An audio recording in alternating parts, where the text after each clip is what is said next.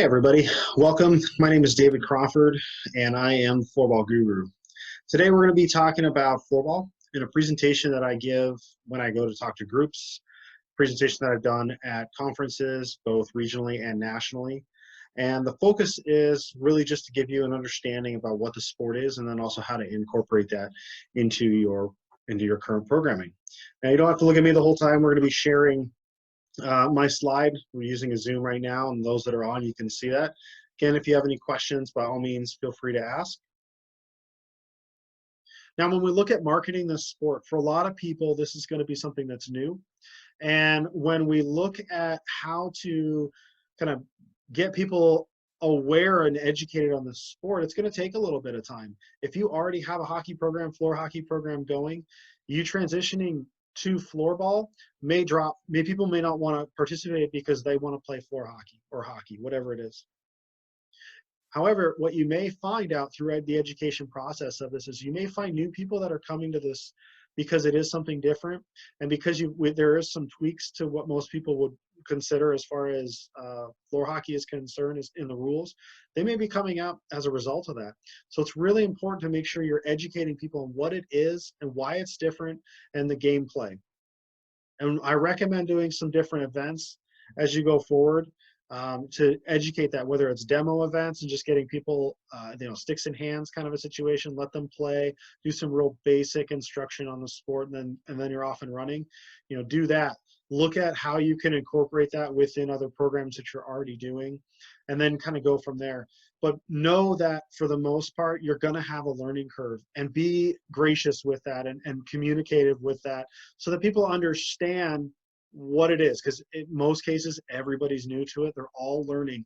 So let that learning struggle happen. Make sure to correct things when needed, whether it's verbal or just we need to stop play, we need to go over some of the rules again, things like that. And as they get it, they're again, think of it as an exponential curve. The longer they play, the more they get to it. That learning curve goes up, that level of play goes up, and then you can start to introduce more and more of the sport into it. And that, again, only improves the overall play of what you're doing, but the enjoyment of what people are doing, because they want to learn things. Kids are open to learning things, adults less. So anything you can do to kind of work on some of that, like we're trying something new and I may not be as good at it, situation, but still successful in part of the game, is going to allow that overall success to kind of permeate through your program. Floorball is a great thing to add just as a standalone summer camp or within a sports program. If you already do a multi-sports program, this is a great thing to add to it. And, a lot of people are looking for something different. You can structure your camp whether it's, we're just going to focus on skills, you're going to focus on advanced stuff, or you just want to scrimmage and play. There's a lot that you can do with it, either just in a one-day thing or broken out over a whole week. I definitely encourage you, if you're going to do a whole week, to focus on creating some sort of curriculum so that you have that laid out for you so you know what you're doing, because a singular sport for the whole week is really challenging for a lot of kids, just to keep their attention spans and things like that. So make sure you've got a really solid plan. And the nice thing too, it's easy to teach. Kids are going to be excited to participate in this either way because it's a little bit different from what they know, but every kid is going to be involved and engaged in the sport. And that's one of the really nice things to it. It's really easy to keep everybody engaged. And overall, when we look at sports, it's a fairly low cost. Now, if you're looking to start a program, where do you go? And equipment is relatively cheap. You can find sticks anywhere from the $20 range up to $200. For most people, they don't know the difference as you get into some of the older or the higher priced sticks. As you play, and you get to kind of feel and know some of the differences in the performance you're looking at, definitely worth that cost, because you're going to notice your game is going to improve as a result of that. But if you're starting out, you're doing groups and kids, things like that, most people don't know, most people don't care. They're just looking for something that's going to give them some performance and they're going to have fun with it. Return on investment, when you think about the equipment, we've got plastic blades that are very durable. And depending on the surface that you're using, they will or won't wear down depending on what you're doing. If it's an asphalt, yeah, it's plastic. It's going to eat it up a lot faster than you would if you're inside on a gym, or using on a smooth concrete or things like that. So if it's a grittier surface, it's going to tear it up a little bit faster. But even then, you're talking, you know, up to a 3-year or more return on investment for a $30-40 stick. That's gonna make a lot of difference in the long term. And as long as you're treating the equipment right and playing the game correctly, you won't break any sticks. They can snap, and if things do happen where things will break, that is part of it. But for the most part, if you're taking care of it and the players are doing what they need to be doing, it's pretty unlikely you're going to break through a lot of them that often. Um, Goals, again, we talked about goals. You can buy the floorball goals or use what you have. And then training, depending on what you're looking for, whether it's working with an organization like Floorball Guru, where I can come out and train and do actual hands-on training with staff to get them up to speed and things like that, or finding other resources going online, things like that. There's a variety of different things you can do to kind of get that education curve up. I have a lot of resources on my website, and I do have a book with a curriculum that has a lot of this stuff.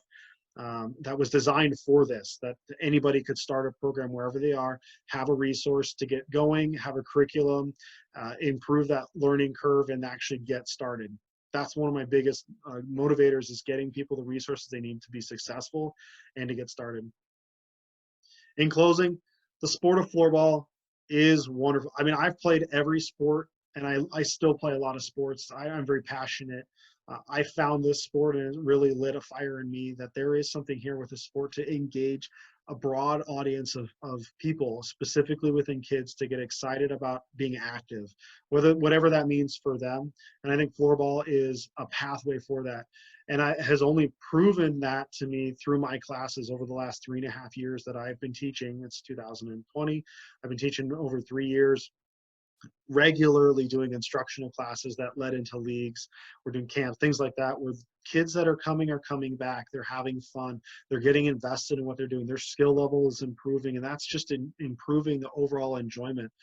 And that matters in the long term when we're thinking about how do we engage kids to get involved in sports, to make it affordable, to make those opportunities open to everybody, is a really big reason why I think this sport has a place and will continue to have a place in the sports landscape going forward.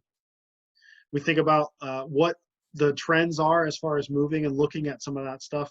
I think people primarily are looking for lower contact sports. Yeah, we do love our contact sports, but I think coming up, and kids in particular, are looking for things that can be low contact.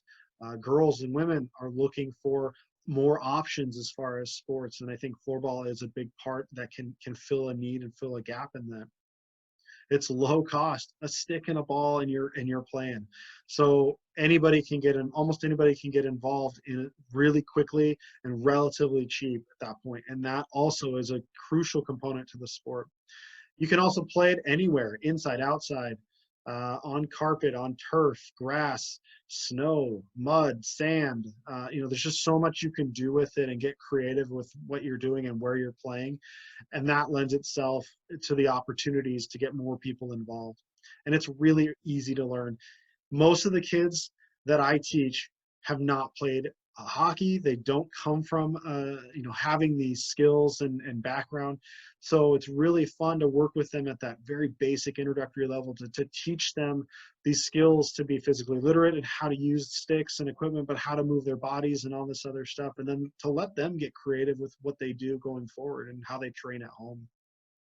So there's just a lot of things to do, and it's a really great sport. I know this is at the pitch at the end, but I know, and I can guarantee you, if you're already doing sports programming, I think it's valuable to look at those opportunities, to stay on those current trends and figure out what those other sports are. They're going to engage more people to bring into your program, because the standards work, but they're not always going to work for everybody, and people are looking for things that are different.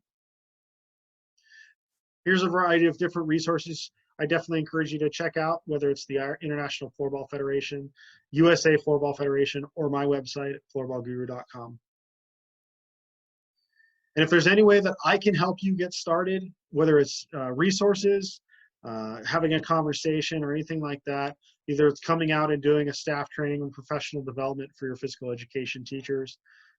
If you need equipment, I do sell my own branded sticks and balls and equipment, things like that. To me, that's just secondary. My goal is making sure you get educated, that you know how to start a program, that you're successful with that program, and that it's a long-term event and a program for your community. And however, again, I can help you through social media. I consistently do my blogs, podcasts, training videos, things like that. Again, built around the education. I want you to learn, teach, and play this sport as much as possible. If you need anything from me, please reach out to me at david@floorballguru.com. And I thank you for taking the time to watch this presentation.